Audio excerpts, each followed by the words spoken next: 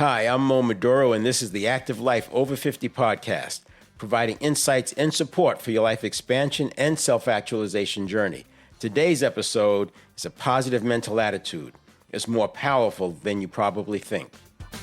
So I'll finish out this little mini-series with positive mental attitude. It's another one of the staples from back in the day that we always heard about. And there were books written about it, Positive Mental Attitude, Clement Stone and Norman Vincent Peale. And there are people who argue it. And the thing that's interesting about all of the popular motivational or self-development type content is that we have a pretty high standard for it, that if it doesn't work 100% of the time, it doesn't work. Yet prescription drugs can work 60% of the time. And as a matter of fact, sometimes only outperform the placebo by a small margin. But yet we're comfortable taking prescription medications that have all kinds of side effects. It's just a thing that's interesting as I've studied this, what goes wrong when a principle doesn't work, or I should say a step or a recommendation or a practice, and what makes them work when they do. And the thing is that a lot of this stuff will work most of the time. Now, positive mental attitude definitely has some science behind it to back it up. We didn't have it in the 70s and 80s. It was anecdotal. And again, from a peer-reviewed standpoint, it's kind of hard to test because there's so many other factors, especially when you understand the power of priming. But the positive mental attitude, it is priming. Now, here's a quick example. If you talk to anybody who's a big high performer in sales, or like I had a lot of years in sales and training and operations and those things, and you're always looking at best practices. And because it's so results based, you know when something's working and when it's not. It's like you can't hide. All things being equal, if a salesperson can get the customer or the prospect saying yes more times, it will lead to more sales. So if you did 2 sales presentations the exact same way, and in one of them you focused on getting the customer to say yes, and there's a variety of ways to get them to say yes, but it starts with fact finding, of course. And one of them you do that and the other one you don't, and you track that over time. The one who gets the prospect saying yes more often will make the sale. Now, why is that? They're being primed. They're priming themselves with the yes, and now they're ready to take action. There's another, I forget where I saw it, but the Bob Proctor, Jack Canfield. Anyway, one of these guys, they would do an experiment or an exercise, and they would have people say, I can, and raise their arm, and then their partner would try to pull their arm down, and they can't. They can't pull it down. But if they don't say, I can, or if they say, I can't, then the arm goes down very quickly. There are other examples. So you could do it with weightlifting. You psych yourself up. But all of that is that positive mental attitude. But I think one of the best examples of how this works is when you look at a growth mindset. Now, there's a lot of confusion, in my opinion, around mindsets, growth mindset, fixed mindset, etc. And a person can have a growth mindset in some areas, but a fixed mindset in others. There's not this one size fits all. And once you have a growth mindset, that you have a growth mindset all the time. No, not only can you have a growth mindset over here and a fixed mindset over here, you can be triggered into a fixed mindset from having a growth mindset. When you start looking at some of the research that was done around the results of a person who's in a growth mindset, it makes you want to understand, well, how do I keep from getting triggered? Not only that, how do I get myself to stay in a growth mindset? Beyond the scope of this podcast, but it's one of the things that we'll talk about as we unpack in the 7 fitness areas. But the short version is that if you add the word yet, when you're describing something that you can't do, you just describe the word yet. Now, Carol Dweck wrote the book, Growth Mindset, and it's worth a read for sure, or listen. I use Scrib and Audible, by the way, just so you know. I consume a lot of books using Scrib and Audible, and you can listen at 1.8, 2.2 times, 2x, you can, or 1.25, whatever. Some people don't like listening to books, but if you consider that you can do it with no extra work or time, you can do it while you're doing other things, and you can always listen to it twice in the time it takes you to read it once. It's kind of hard to argue against it. Anyway, growth mindset is worth to listen or read because it gives you examples that you can actually take to the bank, and then it gives you steps of how to stay in the growth mindset. And just by adding the word yet, I haven't figured out how to do it yet, because you're communicating, you're not shutting that door. So all of this, everything I'm going to be talking about for the next probably 15 to 20 episodes has an underpinning with the unconscious and the 100 billion neurons. My earlier podcast, you want to go check that out if you haven't. But 100 billion neurons, they process, the brain and unconscious processes up to 11 million bits per second, whereas the conscious mind only processes up to 50 bits per second. So the unconscious has the jump on the conscious mind. The conscious mind is supposed to be in charge in directing the unconscious.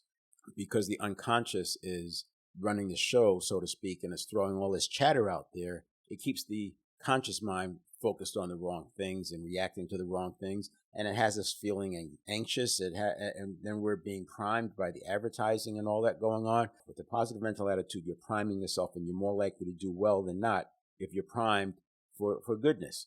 Now, we can be triggered. So I think the bigger challenge is not understanding how to have a positive mental attitude. The bigger challenge is understanding how to not be triggered, or when you are triggered, how do you stop that? There is a process that you can do, and it starts with the idea of 11 million bits versus 50. So if you are triggered or something happens and it sends a negative signal and you start responding to that, by the time your conscious mind picks up on it, the neurons have already fired and wired. There's 100 billion of them. They've already fired and wired. It's like a mob mentality, and that horse has left the barn. To try to get that back is difficult. So I have an exercise that we can do, and you actually do it before. It's actually set up so that the very thing that's triggering the anxiety or the fear or the concern, it actually triggers the repositioning of it. It's a positivity exercise. That's how I came up with it, because in business, you always are having curves, and you got a big client to see that day, and then you have a curveball thrown at you. How do you stay positive? You do the things, you put it in a box, figuratively speaking, and you put it over to the side and you deal with it later. Those all work. I've used association, I've used visual skills, but it's still nagging there. The best way is to stop it from ever happening, because remember, the reason why we get anxious is because the cortisol comes up and starts monitoring this threat, and then the threat gets bigger and bigger in our mind. But it's treating the threat like the saber-toothed tiger on the Serengeti. And every threat is not that big. Most threats are not that big. Probably no threats that we see on a day-to-day basis are that big.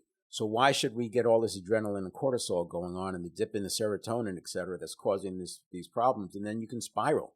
So this catches it even before you start. It's like, bam, and then you just move on.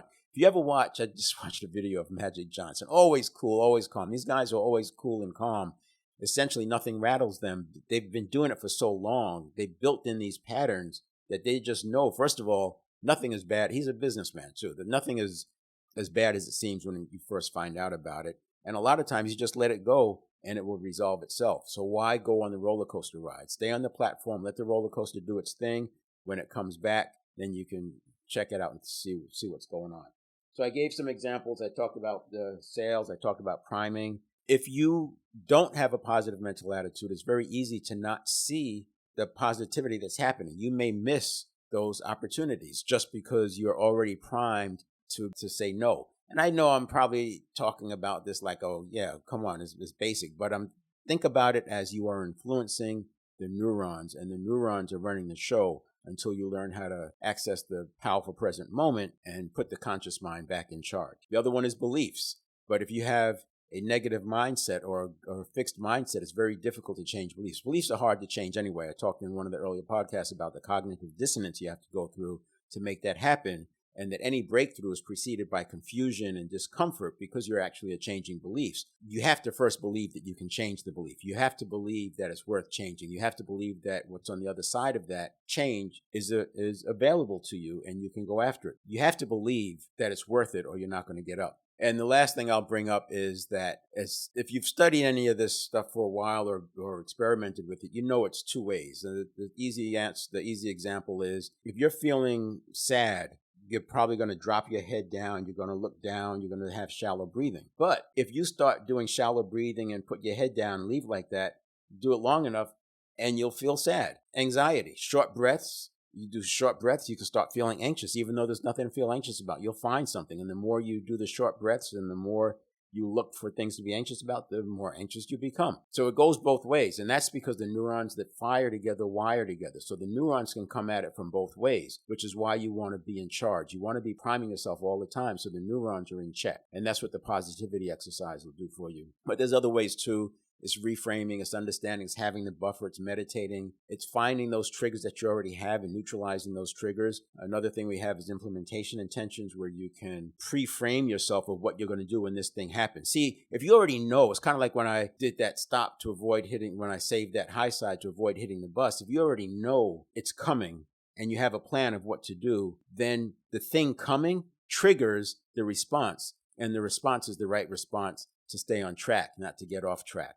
The purpose of this wasn't to convince you to have a positive mental attitude, and I didn't set that up well in the beginning.